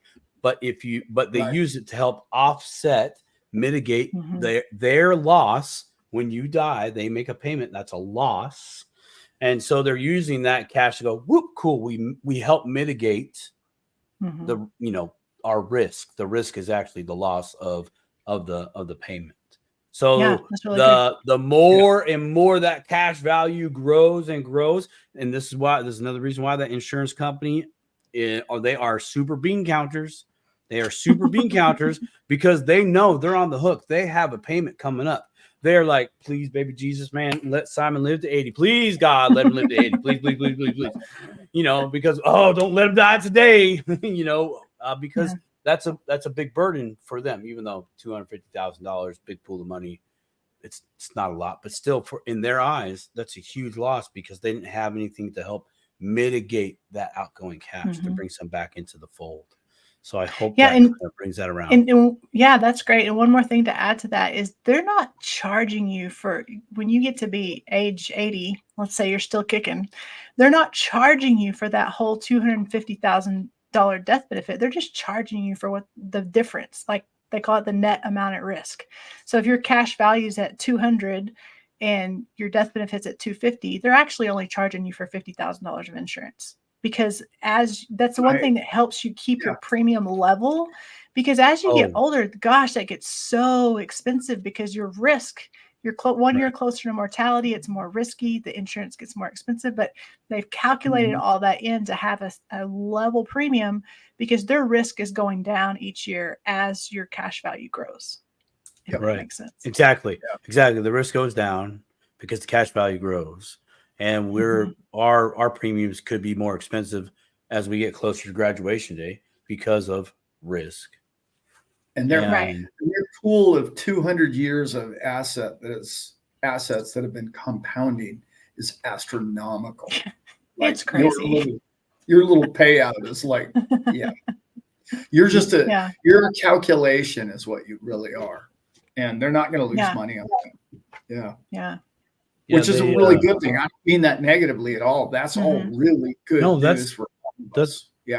That's what we want. What I think is kind of interesting is not to go down this rate of return rabbit hole, but if you think about it, if you die early in a policy and your death benefit pays out to a spouse, and you've only paid into that policy for 3, 4, 5 years, whatever it is, your rate of return on that is incredible. Right? I know, right? It's nuts. Now, nobody wants that. Nobody wants that rate of return.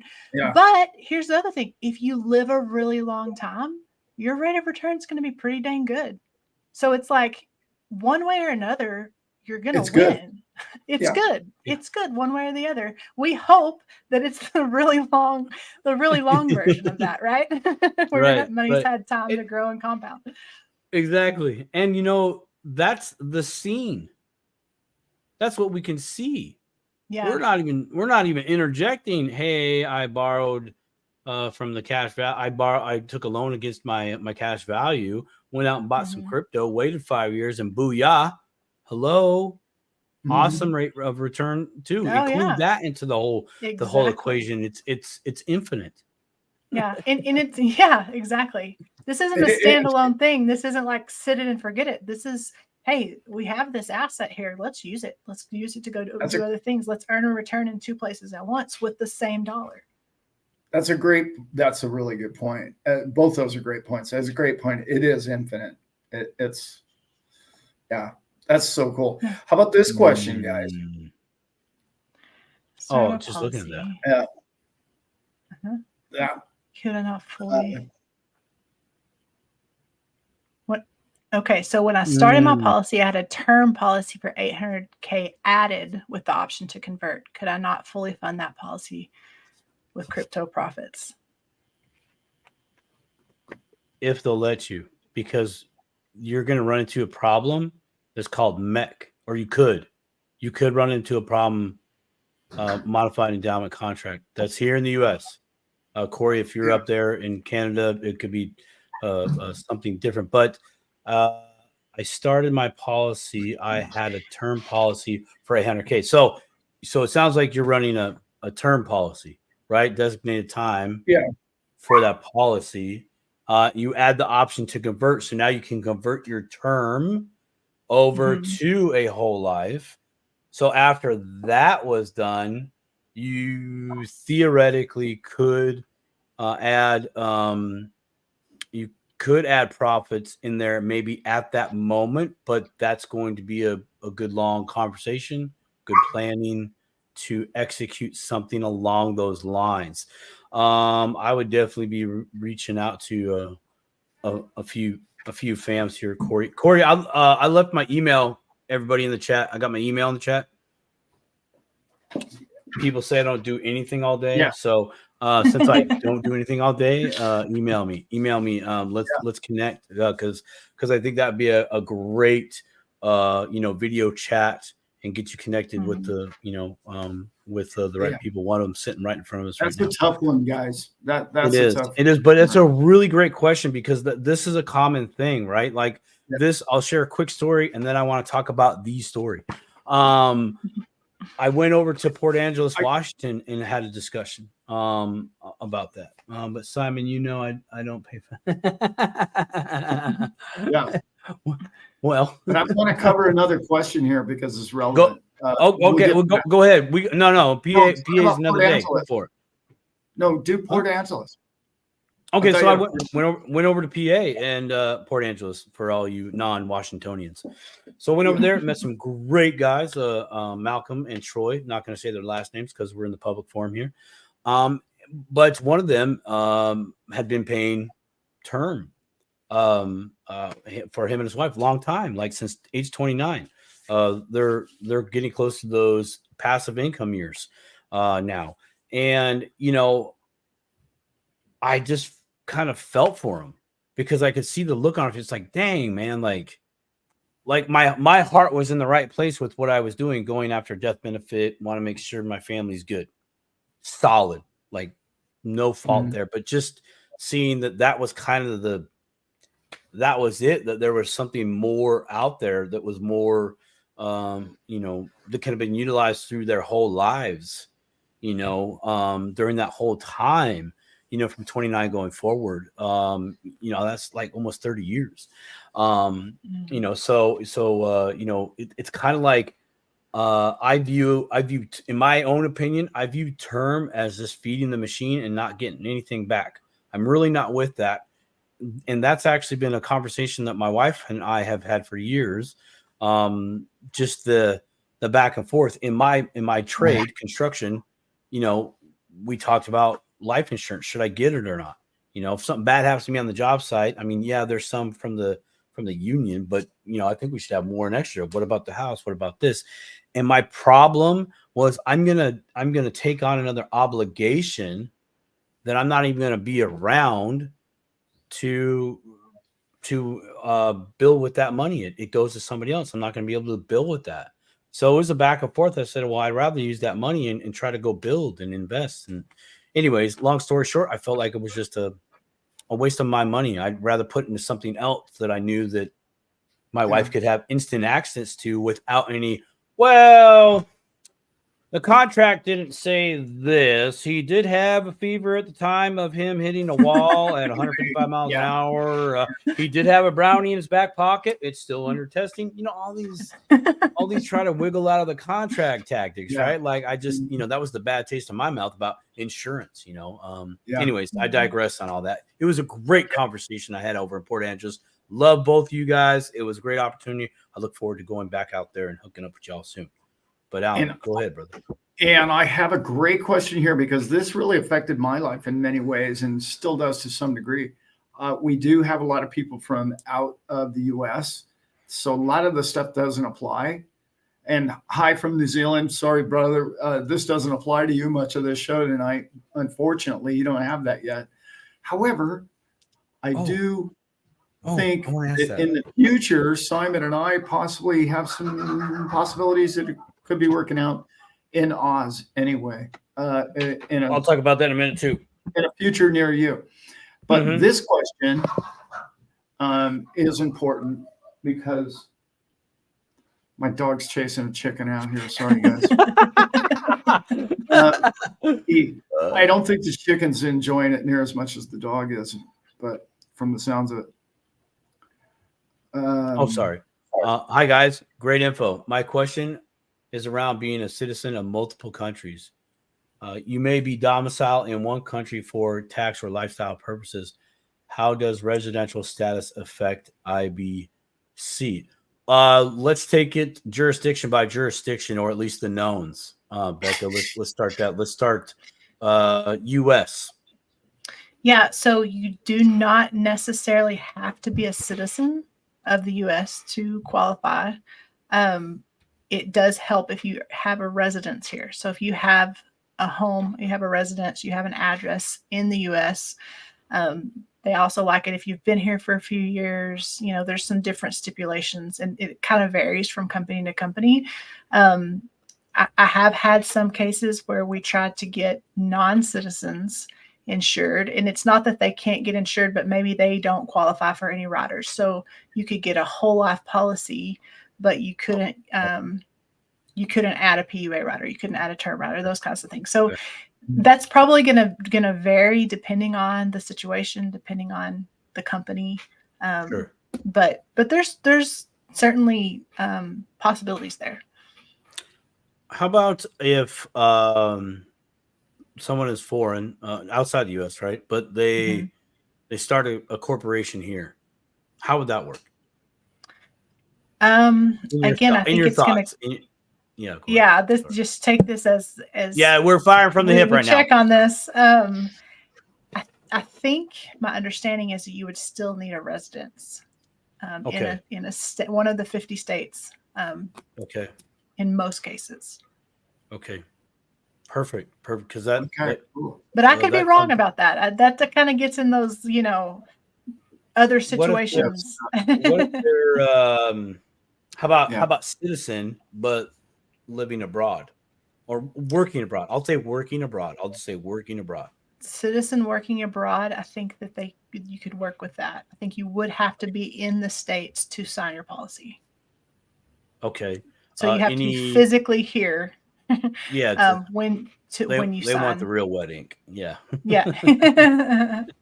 Right. They want the blood finger stamp. No, we got you for sure.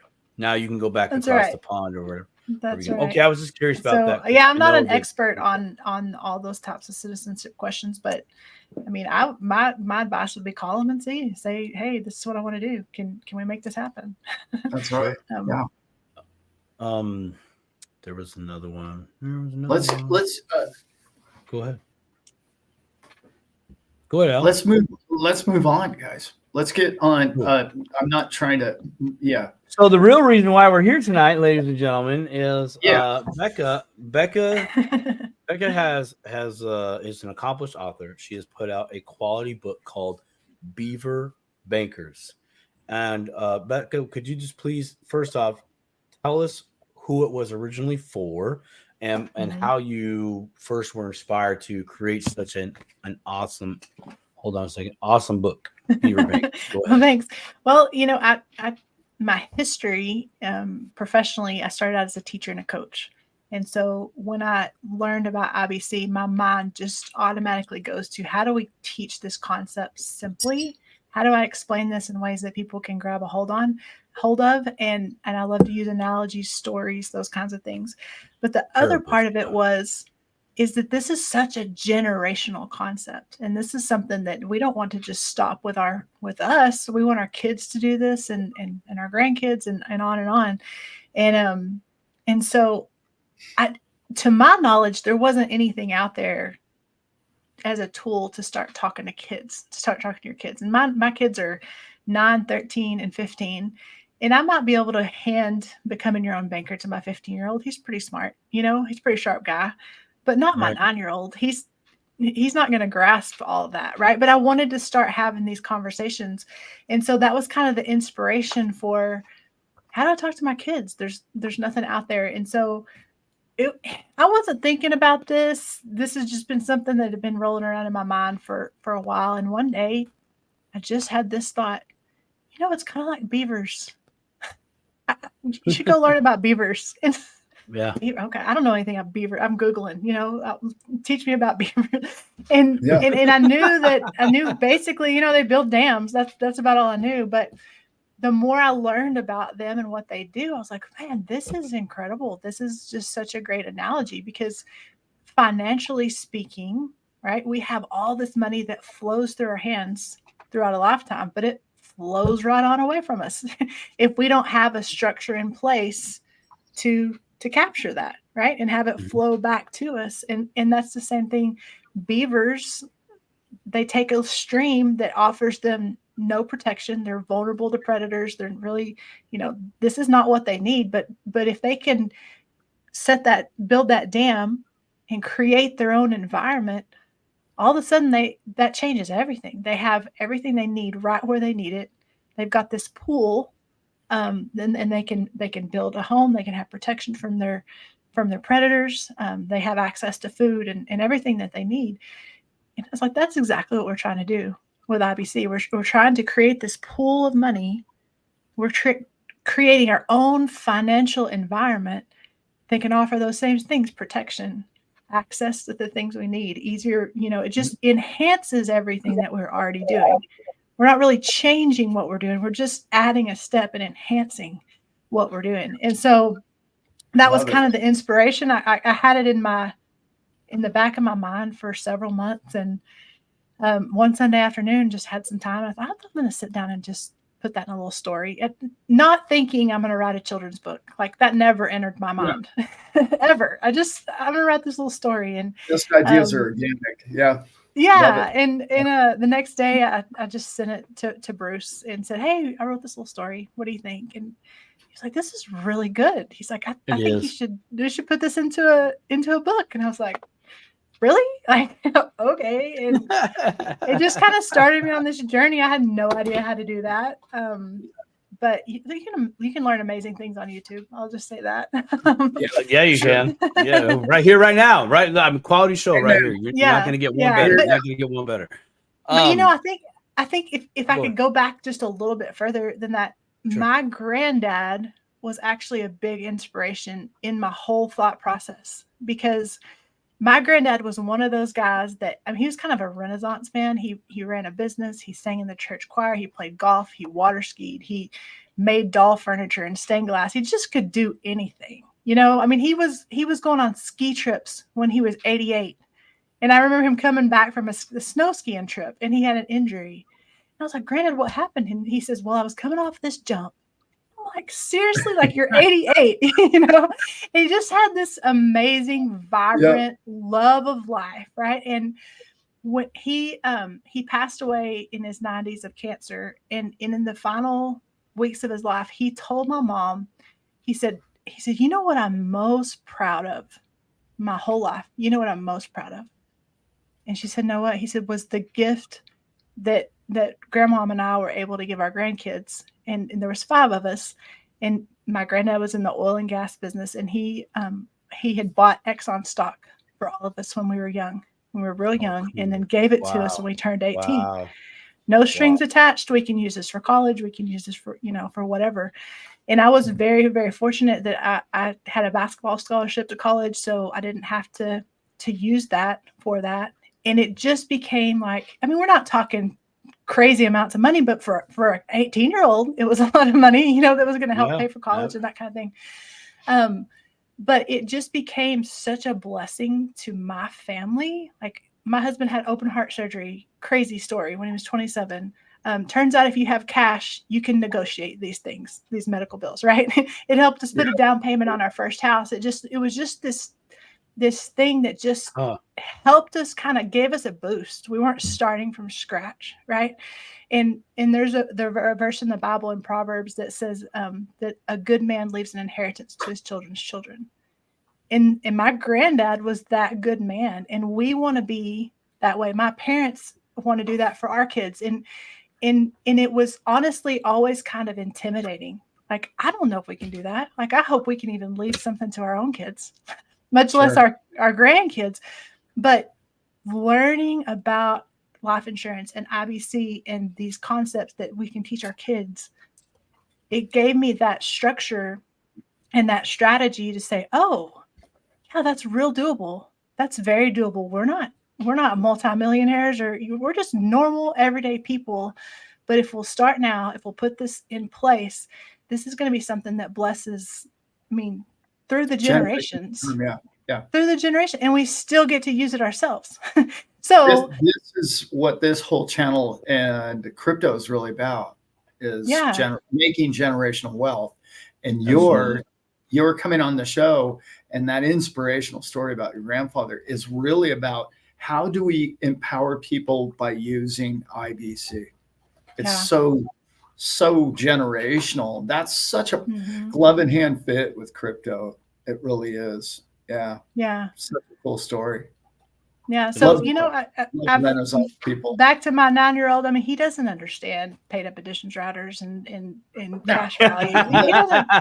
He doesn't get that, but he knows that we have a family bank, a banking system. And we went on a walk the other night, and he said, Mom, you know what? I think this insurance is kind of like farming, just with money. He said, and you can't be afraid to plant the seed. So he said, he said you have to be patient for it to grow. And I'm like, yeah, you're exactly right. You're exactly right. You know, that's great. So I hope that little children's book is something that helps families have these kinds of discussions. And I say it's a children's book. It's actually disguised as a children's book.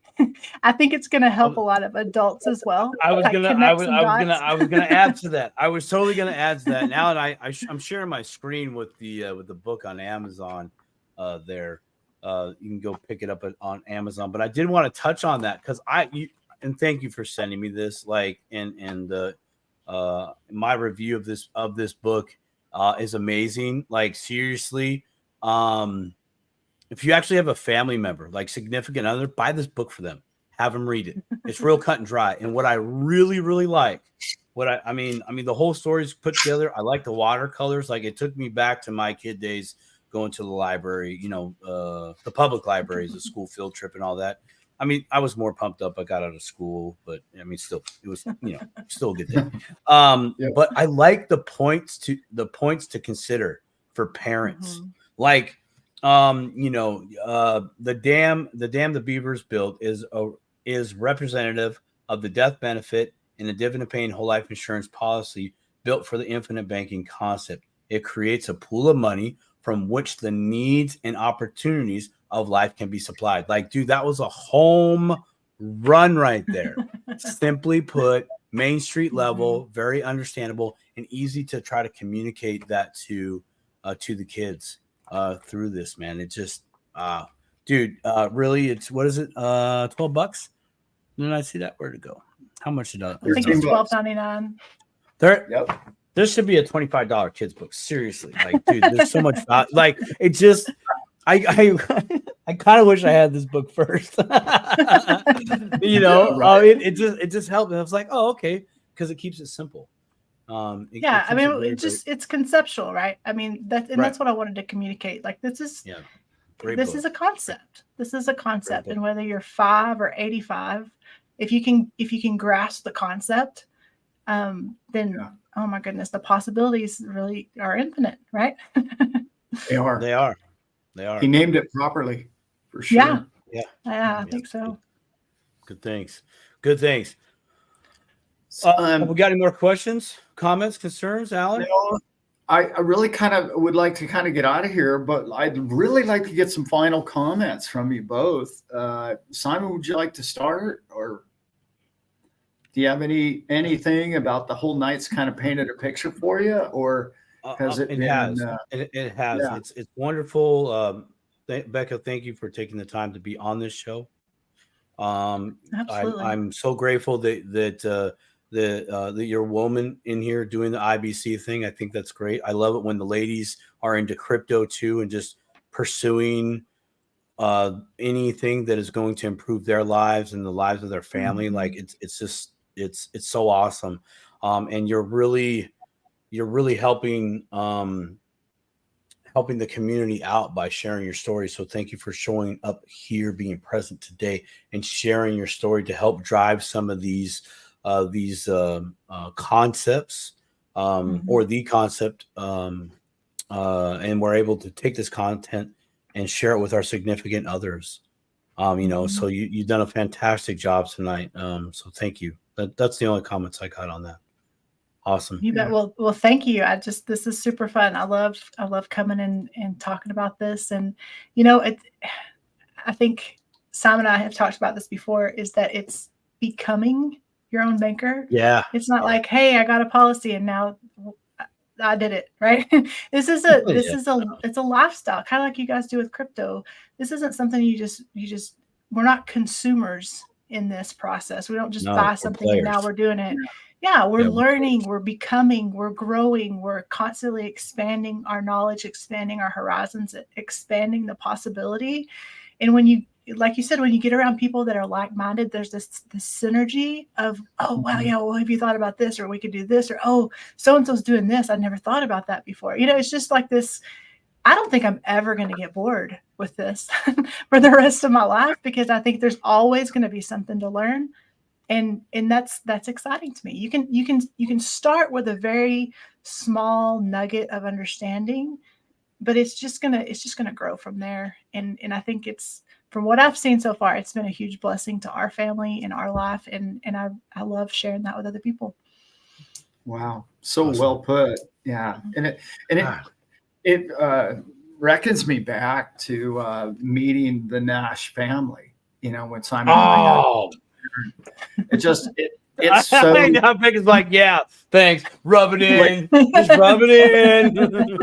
Yeah, the man literally did it until he died, because it was so powerful and it enriched so many people's lives. And that really is so key, because everything we share with each other can just be television mainstream gossip, or it can actually be empowering tools, and it can really be so beneficial, especially with a children's book. I mean, how brilliant is that? I know you didn't set out to do something like that, but after you look back and you do things like that, that book, I've just seen the cover. Unfortunately, I don't have a signed copy, but we can fix that, Allan. Sorry, you got to get a membership to the club, brother. but it looks like it's timeless. Just by the cover, it looks like that could have been made 20 years ago, or in 20 years from totally. now. Yeah. Well, thank you for saying that. That's one thing that was important to me. I wanted it to be beautiful, because I didn't want it to be just for kids. I wanted parents to enjoy, or grandparents to enjoy reading it. And I think I'm not the artist, but I think she did an incredible job. She's a friend of mine, and I love how it turned out. I'm very happy with it. You should be really proud. Yeah. It is. This is, and not just of the book, of what you share every day with everybody in the space, and how you empower people. I love it. That's why. Okay, it's done. You'll be back on the show at least once, right? We got to do that. You bet. Well, sure. We're gonna tackle that IUL cred. All right, guys. Oh, thanks for the kind words, Teresa, too, and everybody giving warm welcome. Thanks for everybody showing up. To Becca. So yeah, thank you. Thanks for Yeah, having me. everybody showing lots of love. Great questions. Comments are always on fire here. Always, always. It's you guys are the critical thinkers. We're the ones just stoking the flames a little bit. Yeah. And we get such great questions. It's good Yeah, we do. community. Okay, guys. Hopefully I'll see you guys on Thursday night. And with that, I think we're going to try and get out of here tonight. It was a wonderful show. And I really appreciate you, Simon, and you, Becca. Thanks for being here. I appreciate you, Allan, very much. Thanks for being the